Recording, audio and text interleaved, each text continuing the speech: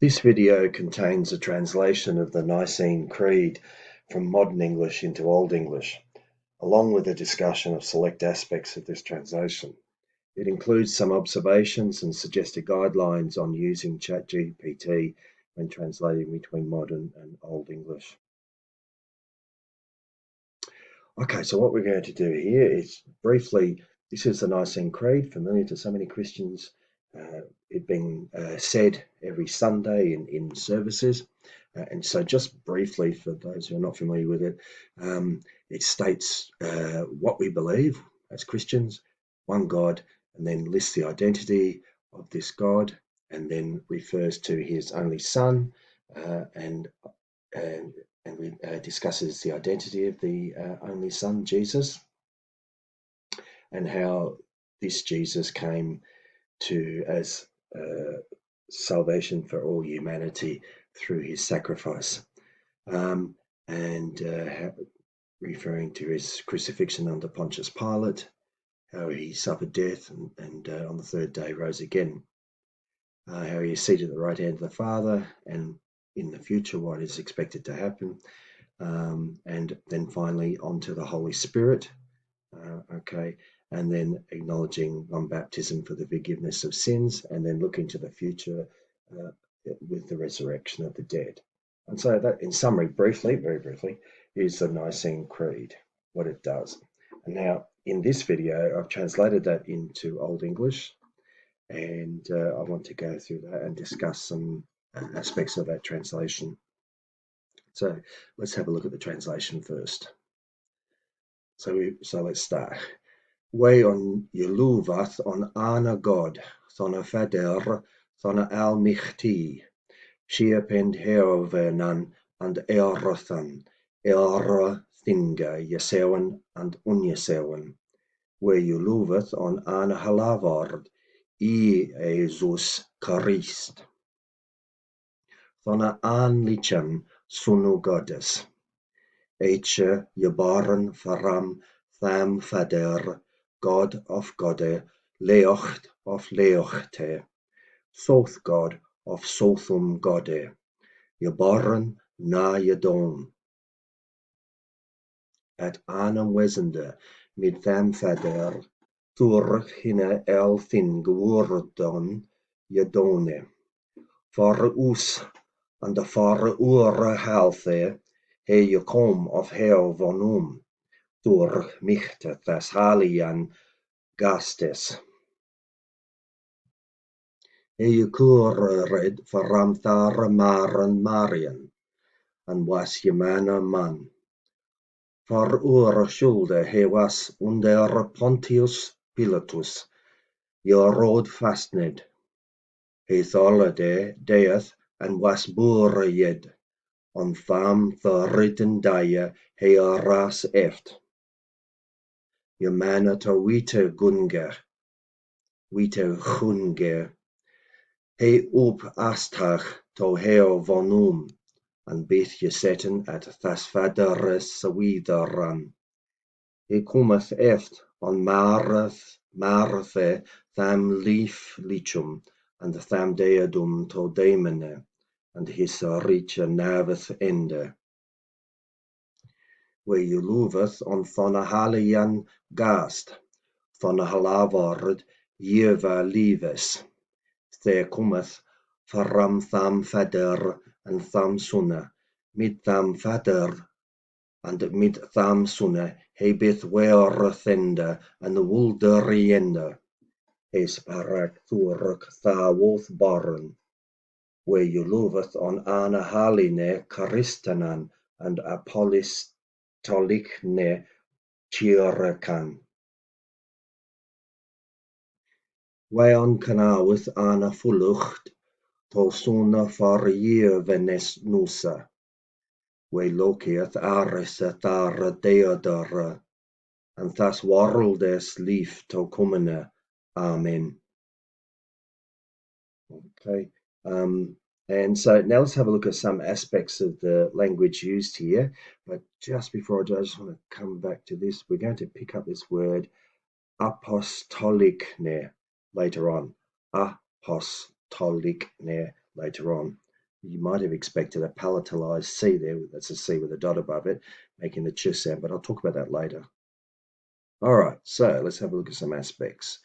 Now, where you loveth on Anna God, thona fader, thona almichti, shiapend heovenan, and erathan ellara thinga, yesewan and unyesewan.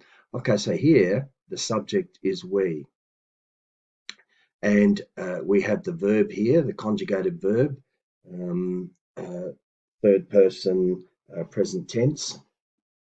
And here, the rest of these words here, these nouns, God, Vader, Almichtige, Shiepend, Heovanan, and Elrathan, and Elrathinga, these are all in the accusative. They are all the direct object of this verb, what we believe.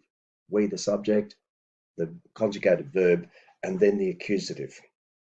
And all of these, although in separate phrases, right, where they are all in the accusative. They are a description of what we believe.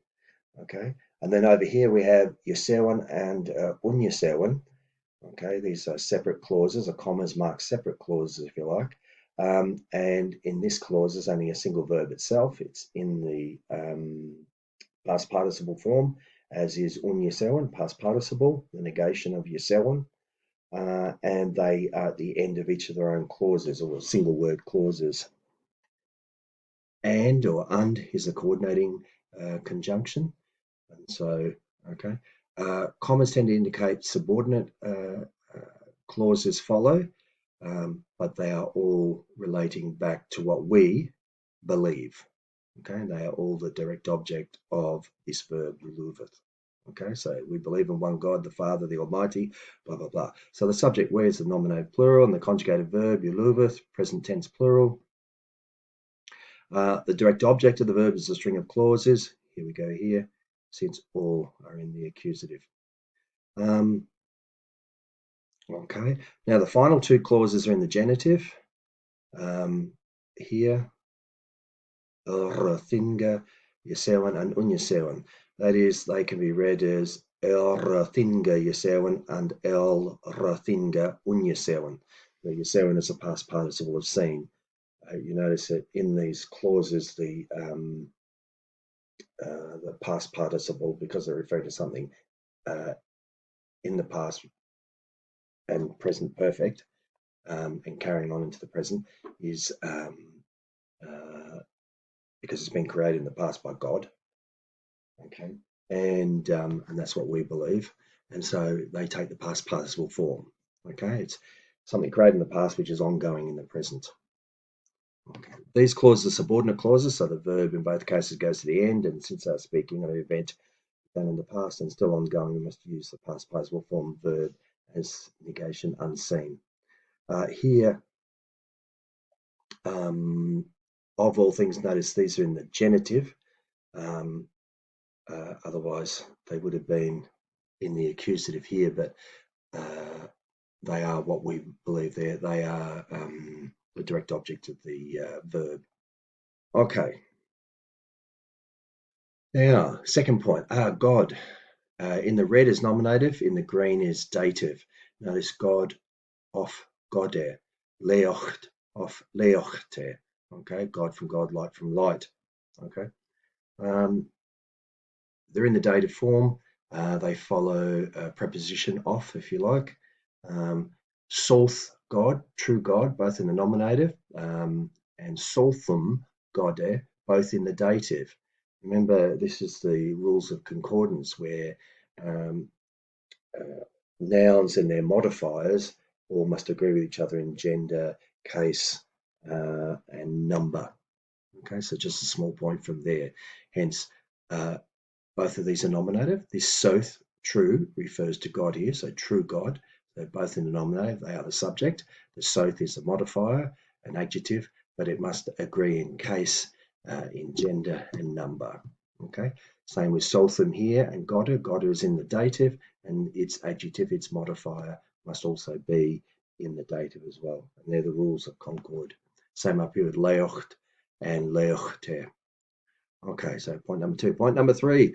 Thurk hina el thing wurdon yadona. Through him all things were made, or el thing wurdon thurk hina yadona. All things through him were made. Now, thurk is a preposition and it's not declined. It has the same form always. Okay, so there's two ways we could have done that. Here's the accusative. Here's the this is the accusative, this is the direct object, this is the nominative, this is the subject. All things is the subject. It's in a nominative.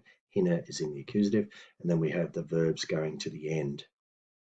Okay, but we could have had here the subject first, then the verb, then the preposition, then the accusative, the direct object of the verb, and also then the second verb going to the end. Usual rules. All things through him were made. Okay.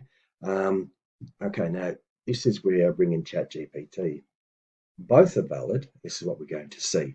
So I asked Chat GPT, what is the difference then between dur hina el thin gewurdon yadone or el thin gewurdon dur hina yadona? Okay. So what's the difference between this one and this one? Okay, and when we do that,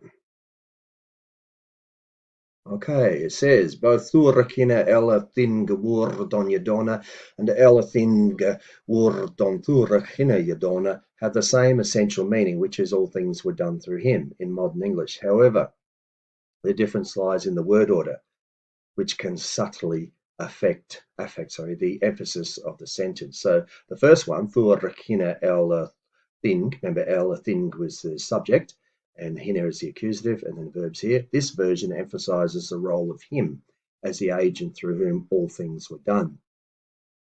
Okay, him as in hina. The phrase thurk hina, through him, is placed at the beginning of the sentence, which puts more emphasis on the instrumental role of the subject. Okay, now the other version, el thin gwrdon thurk hina yadona, this version maintains the same meaning but places a bit more emphasis on all things as a subject. Okay, this emphasizes all things as opposed to emphasizing him, the accusative hina. The phrase el thin, all things, is at the beginning of the sentence, which brings more attention to the scope of the actions. In summary, the difference is primarily a matter of emphasis.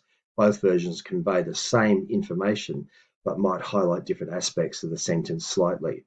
So the first version here highlighted him, hina, through him, all things are made, and this one here emphasizes all things. And in relation to the Nicene Creed there, all things referring to the whole universe, everything, the totality of existence. Okay, so it's just a difference in emphasis, and this is where Chat GPT helps out quite a bit. It does it very well because it has access to an enormous database of Old English writings and so on, more than any one person might have, such as myself or anyone else might have in their library. I mean, I have many books in front of me as I make this video, and I have online sources, but Chat GPT does have access to a greater range of materials and instantaneous access to them, if you like. And that's the difference between Chat GPT and the rest of it. So it's a valuable, useful tool, but it has limitations, as I'll be pointing out. Next thing to pick out, and was Yamana man. Here, Yamana, strong adjective, masculine, plural, equals in common accordance with to, in common with or in accordance to, which we can translate in this case as and was made man. So Yamana means in common with or in accordance to. So it was, in this case, it was and was made man. So and was in common, in accordance, made man. Okay, or in common with or in accordance to. In other words, making Jesus as man. Okay, number 5. Next point. On tham tharidendaya he aris eft Yamana Towite Hunger. Now, with this one, I've done Wite Hunger, but what I suspect though is that there's a hyphen there, it's Wite Gunger. But anyway, I could be wrong. I can't remember whether there was a hyphen in there or not, whether it's a hyphenated word. But If it's not hyphenated, then the pronunciation is Witech Unger. Okay, so on the third day he rose again in accordance with the scriptures. Notice the dative part at the beginning of the sentence, on fam ritendaya, followed by the subject, he, and then the verb, and finishing eft is an adverb that modifies the verb arose again, followed by the subject, and then the verb finishing with the direct object of the verb or the accusative part at the end. So this is all the accusative here. Now, so all that's doing is just emphasizing it's placed the date at the front, which you're quite happy to do. I mean, this whole sentence could be, had he rast efter mana to witagunga on fam ridendaya. But in the Nicene Creed, particular emphasis was wanted to point out that on the third day he rose again. Very important, on the third day. And there were religious reasons for that, because Jesus had promised before his death that he would rise on the third day. So the Nicene Creed needs to emphasize that. So it places it at the front of the sentence, and that's why the dative part there is right at the front. Okay, let's have a look at another one. Which is more correct or usual in Old English? Here's a question I posed to Chat GPT. Mid tham fader and mid tham suno hebith werthender and wulderienda. Or could I have mid tham fader and mid tham suno hebith werthath and wulderath? Okay, now these here are past participles and probably more appropriate. But just to be sure, I thought, well, what if I ask about the past tense, right? Second person past, so not past, second person present tense. Hey, second person present tense in both, which is more correct? And this is the answer I got. So from Chat GPT, it says both versions, I won't read them out again, are grammatically correct and could be found in Old English text. However, the version with the past participles, werthender and wulderienda, is more consistent with the standard grammatical forms of Old English verbs and adjectives. Okay, so what it's saying is you could use both, and when you translate to modern English, they'll both have the same meaning, which is interesting. Standard form. Okay, while the version, the second one here, using the present tense second person, werthath and wulderath, appears to be a modernized adaptation. In Old English, verbs like werthan, to be, and adjectives like wuldor, glory, were often declined with endings to agree with the subject, as seen in werthender and wulderienda. This is a typical construction in the Old English language. So it's essentially the past participles, werthender and wulderienda, are really technically more correct. Okay. However, meaning can still be decided. If you get a sentence wrong, and this is the interesting bit I mentioned there, if you get it wrong, not exactly correct, it can still translate quite accurately into modern English.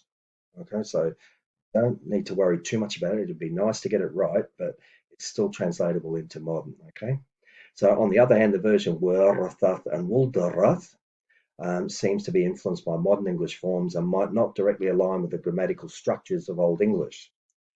So to provide the most authentic representation of Old English, using werthender and wulderienda would be more accurate in those cases, as I thought they were. However, it's still possible to translate into modern English what was trying to be said there. So if you're working Old English, don't get too hung up on trying to get exactly correct words. I mean, try it the best you can, obviously, but don't let it stop you in the end, because a lot of things do translate into modern English, even though they're not technically correct. All right, so another question. So, which is correct in Old English? Apostolicne, or apostolichne? Now, I wondered about Chat GPT, because since it has access to a broader range of data and sources than I do, perhaps it can answer that question. You know, do I put a C dot here, or just leave it C by itself?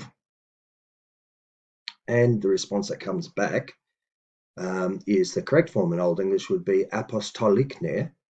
The Old English letter C dot represents the sound ch. Sorry to go over that again for those of you who don't need that, but there may be beginners watching. As in church, while C on its own represents the K sound. So apostolicne would be the accurate representation of apostolic in Old English. Okay, apostolic being the modern English word, and apostolicne being the Old English one.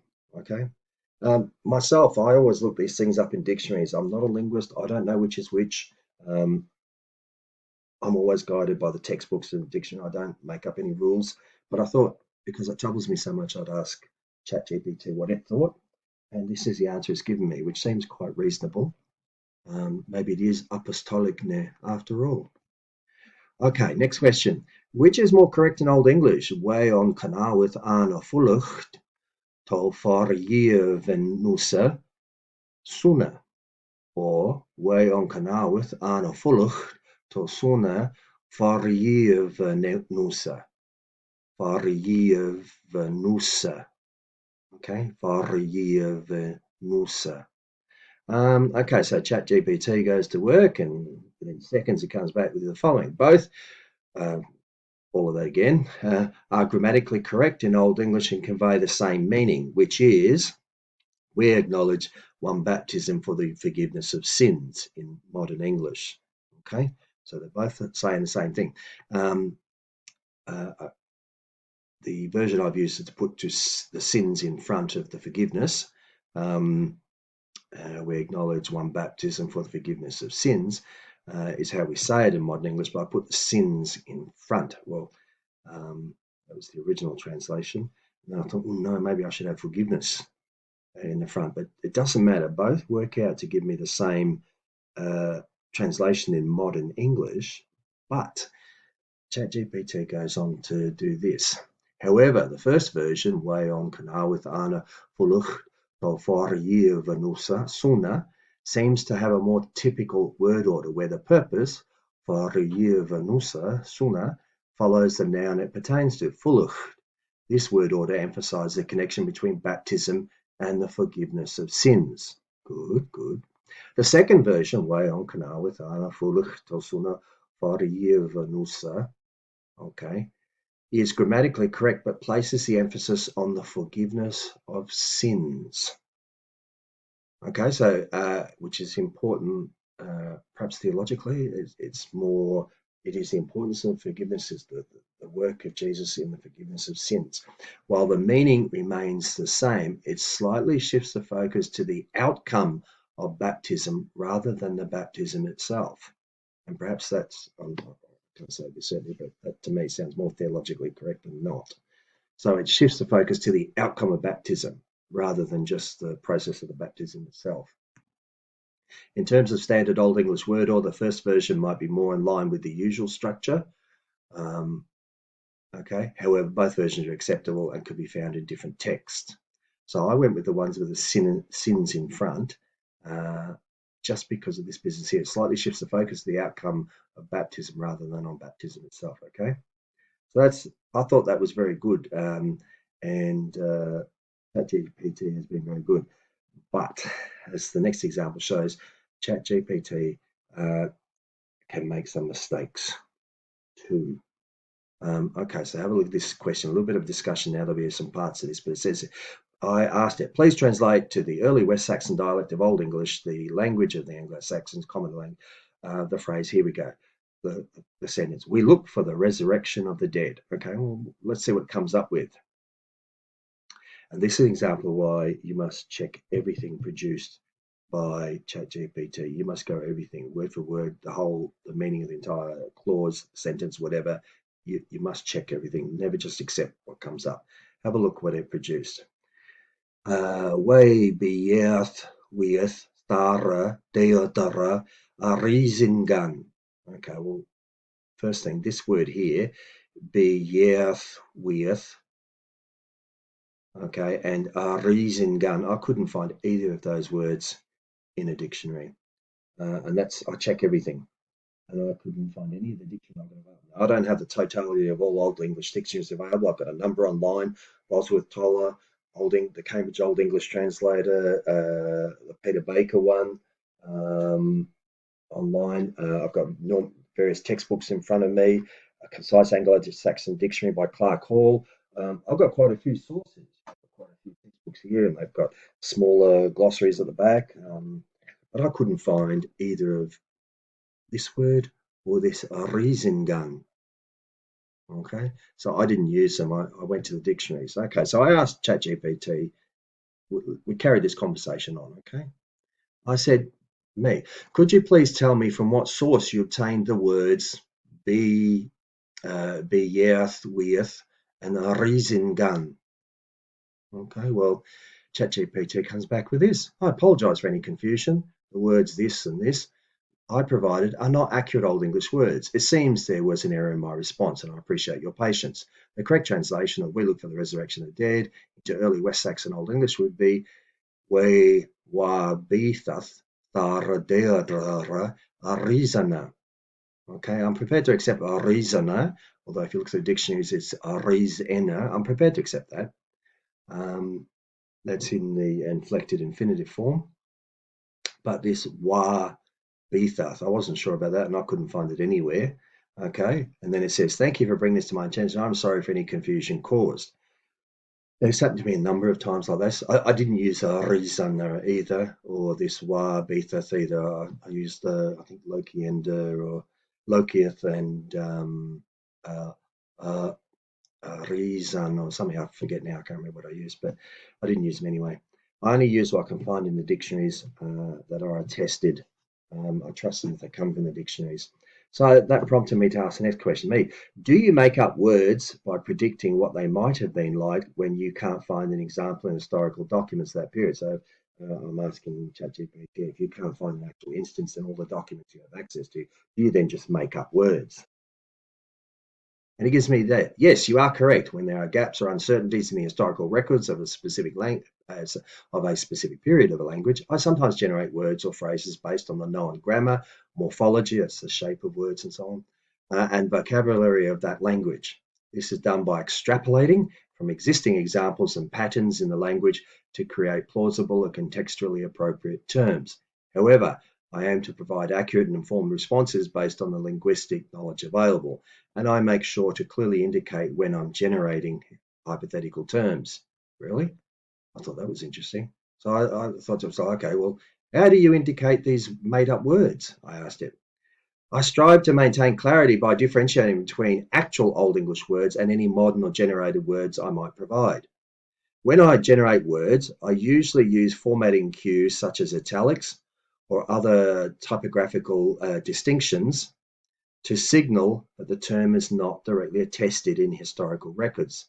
Additionally, I do my best to provide explanations in context when I provide such terms, indicating that they are hypothetical or extrapolated. However, it's important to note that while I aim for accuracy and context appropriateness, the generated words should be used with caution, especially for academic or highly specialized purposes, as they are not based on direct historical evidence. If historical authenticity is crucial, consulting specialized linguistic sources or experts is recommended. Now, you could say, well, don't use ChatGPT. However, if you want to speak in Old English, you want to use modern words like phone, television, car, bus, all these kind of things, you can sometimes make up words quite often. Like, for instance, bus, recently I made up the word Volkswagen, okay? People wagon. That's all right, that's fine. That's it. Suggests in your mentally, it evokes images of buses and so on. Fair enough. But uh, this is where ChatGPT can come in and based and using its knowledge of skills and the data it has available, so it can make up words for you. My suggestion is why not just use the modern English word and stick it in your sentence. But anyway, it can attempt to make up words for you. However, I had a situation where I was looking for, in the translation earlier in this same video, I was looking for hanged or crucified. And anyway, ChatGPT produced the word Yehenayed. Was it Yehenayed? Meaning hanged. Well, there are plenty of existing words in the literature. Yehang, Yehang is an appropriate one. It exists in the dictionaries. It's easily found. I don't know why ChatGPT bothered to make up a word that can't be found in any of the dictionaries. Yehenayed. Yehenayed sounds Hanayed sounds like it was GEHN G dot ED. That sounds like hang, but it's not in any of the dictionaries. So I used a word that was in the dictionaries that you can find. But so I don't believe that Chat GPT was correct there, but it made up something that sounded reasonable. But I'd be very careful there. You must check everything that Chat GPT produces. However, it does produce some beautiful things. Like the other day, I was looking for the word offensive, OFFENSIVE. Now, uh, I couldn't find it in any of the dictionaries, and so ChatGPT came back with something which came back with Yatrume Harafastunga. Okay, so it means troop harvest, means Turum is a formation of troops, neatly lined up formation of troops, and then harvester, harvester, Vestunga was it, is the harvesting. So troop harvesting, which is what war is. I mean, formations of men fighting against each other, and then some are injured, killed, and then the formation is harvested, if you like. So that was very good. I mean, and that's very consistent with the old English thinking in terms of words. I mean, like in Beowulf, where the human body, is referred to as Barnhus, bone house. I mean, that's beautiful. And so ChatGPT used that knowledge and came up with Yotruma Fastunga. Okay, beautiful, beautiful. So it gets some things really right, sometimes gets some things wrong. And one last thing, just before I do close, is I asked to translate a sentence, and the translation left out a couple of words, some words that were very important. So it was something about the living and the dead, and it just simply dropped out any reference to the living. So the translation was not correct. Why I did that, I don't know. So you need to check everything with ChatGPT. It's not a magic solution at all. It does some wonderful stuff, but you need to be watching all the time. Okay, I'll just finish this image of the baptism of Guthrum, King of the Danes, after his defeat at the hands of King Alfred at the Battle of Edington in 878. You see Guthrum kneeling in the white fabric there, and then behind him, King Alfred himself. Anyway, so that's the Nicene Creed translated into Old English.